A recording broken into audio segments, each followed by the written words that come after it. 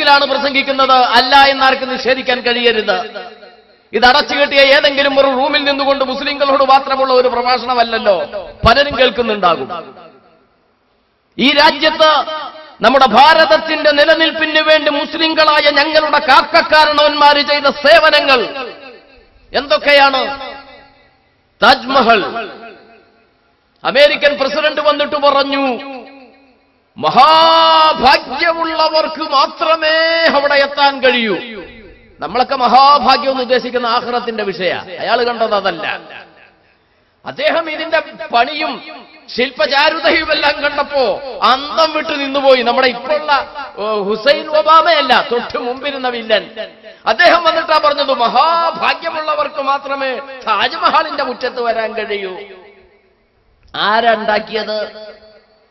താജ്മഹൽ ഉണ്ടാക്കിയെന്ന് മാത്രമല്ല, കോടിക്കണക്കിന് ഉറുപ്പിക വരുമാനമാണ് ടൂറിസ്റ്റുകളുടെ. അങ്ങനെ ഒരു സംഭവം ഇന്ത്യ രാജ്യത്ത് സംഭാവന ചെയ്തതാരാ? എന്റെ പോയിന്റ് അവസാനിക്കുന്നത് വരെ ശ്രദ്ധിക്കണം. എന്തിനാ ഞാനിത് പറഞ്ഞുകൊണ്ടുവരുന്നത്? അനശ്വരമായ ഒരു പ്രേമത്തിന്റെ പ്രോജ്വല പ്രതീകമായി പ്രശോഭിച്ച താജ്മഹൽ ഇന്ത്യ രാജ്യത്ത് സംഭാവന ചെയ്തത് മുസ്ലിങ്ങളാണോ? നിഷേധിക്കാൻ ആർക്കെങ്കിലും കഴിയുമോ? 260 പരം പടികളിൽ കത്തിജ്വലിച്ചുകൊണ്ട് നിൽക്കുന്ന കുത്തബ് മിനാർ, ആ കുത്തബ് മിനാർ ഇന്ത്യ രാജ്യത്ത് സംഭാവന ചെയ്തത്, പണികളിയിപ്പിച്ചത്, നിർമ്മിച്ചത് മുസ്ലിങ്ങളാണോ? നിഷേധിക്കാൻ ആർക്കെങ്കിലും പറ്റുമോ? മുഗൾ സാമ്രാജ്യത്തിന്റെ സുവർണ കാലഘട്ടങ്ങളിൽ ഇന്ത്യ രാജ്യത്ത്, വരുംകാല ഇന്ത്യയിൽ കക്കാനും മോട്ടിക്കാനും എന്ന് മാത്രമല്ല, കന്നാലികളുടെ വരെ അഴിമതി നടത്തുന്ന, ശവപ്പെട്ടിയിൽ വരെ അഴിമതി നടത്തുന്ന ആളുകൾ വരുന്ന ഭാരതത്തിൽ എങ്ങനെയെങ്കിലുമൊക്കെ പിടിച്ചു നിൽക്കണമല്ലോ എന്ന് മുസ്ലിങ്ങളായ കാരണവന്മാര്, മുൻഗാമികൾ ചിന്തിച്ചവർ നിർമ്മിച്ച നിർമ്മാണ പ്രവർത്തനങ്ങളാ. അതിന്റെ വരുമാനം കൊണ്ട് ഇന്ത്യ രാജ്യത്തിന്റെ വരുമാനത്തിൽ ഗണ്യമായ ഒരു ഭാഗവും അതിലൂടെയാണ് ലഭ്യമാകുന്നതെന്ന് ആർക്കാണ് അറിഞ്ഞുകൂടാത്തത്?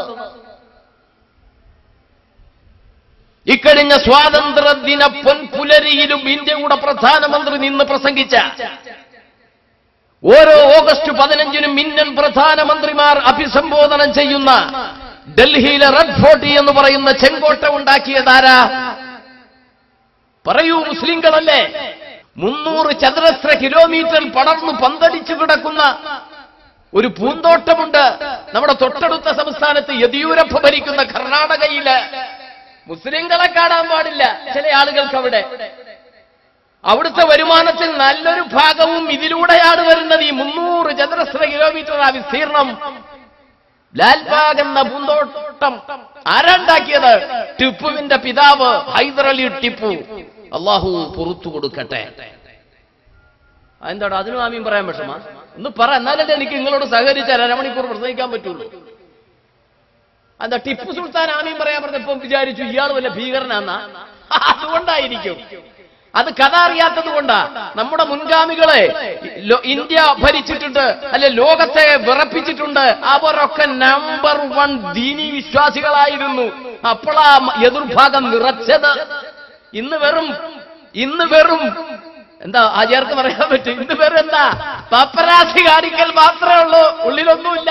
അതുകൊണ്ട് ആരും പേടിക്കൂല മുസ്ലിങ്ങളെ. മുമ്പ് പേടിച്ചിരുന്നു. എന്താ കാരണം? ഉള്ളിന് പവറുണ്ട്, ഈമാൻ.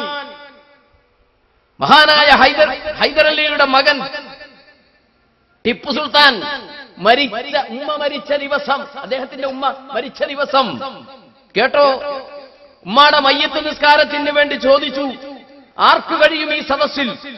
1000 പങ്കെടുത്ത സദസ്സാ. എന്റെ ഉമ്മാക്ക് മയ്യത്ത് നിസ്കരിക്കാൻ നിങ്ങളിൽ ആരാണ് യോഗ്യൻ? എന്താണ് യോഗ്യതയുടെ മാനദണ്ഡം? പ്രായപൂർത്തിയായ സമയം മുതൽ സുബഹി നിസ്കാരം ഖളാ ആക്കാത്ത ആരെങ്കിലും ഈ സദസ്സിലുണ്ടെങ്കിൽ എന്റെ ഉമ്മക്ക് മയ്യത്ത് നിസ്കരിക്കേണ്ടത് അവരാണ്. കയറട്ടെ. ആ ഡിമാൻഡ് അംഗീകരിക്കാൻ പ്രായപൂർത്തിയായ സമയം മുതൽ ഒരു സുബഹ് ഖളാ ആവരുത്. ആ ഡിമാൻഡ് ആരും അംഗീകരിക്കാൻ തയ്യാറാവാത്ത ഒരു സാഹചര്യത്തിൽ മഹാനായ ടിപ്പു ആ മയ്യത്തിന്റെ മുമ്പിലേക്ക് വന്നിട്ട് പറഞ്ഞു, അതിന് യോഗ്യതയുള്ള ആളാണ് ഞാൻ.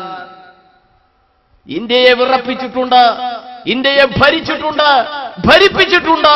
പക്ഷേ ഒന്നാമതും രണ്ടാമതും